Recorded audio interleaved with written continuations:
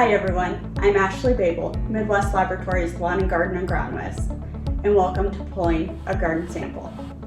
A nice tool to have if you're going to be doing a lot of sampling is a soil probe. A soil probe will do a good job of pulling an even cylinder of soil. This will ensure a nice even amount of soil at all the depths. It takes approximately 10 to 20 cores for a sufficient sample at 0 to 6 inches. A soil probe runs approximately $100 online, or you can borrow one from an extension agent. However, if you don't feel the need to justify the purchase of a soil probe, a spade and a garden trowel will do just fine. You will also need a plastic bucket to mix your sampling. Making sure that you use clean equipment is very important. Rusty equipment or visibly dirty tools can contaminate the sample and give false readings. So you can make a nice cut in the soil with a spade and then take a slice out to form a representative sample of your garden. A garden trowel will be used to slice off the cut that you made with your spade. Doing this about 4 to 6 times will be enough to compile a sample to run.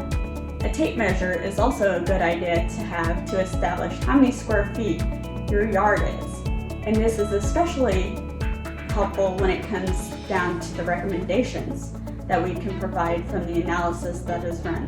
Nutrients are reported in per 100 square feet, per 1,000 square feet, and per acre. So depending on the size of your garden, we can calculate from there.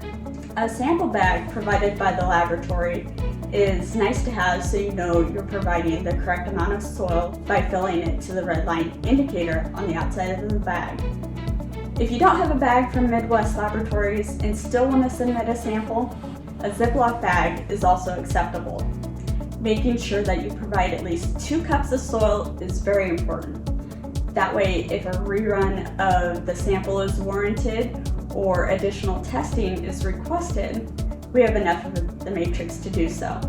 So regardless of the bag, proper identification is very important, as well as filling out the submittal paperwork that you can find online, print off at home, and send in with your sample.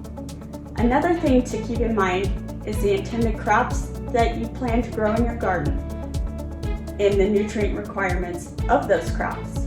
If there's a wide variation, it may be a good idea to submit multiple samples, or if you have variation in soil types, it would also be a good idea to submit multiple samples.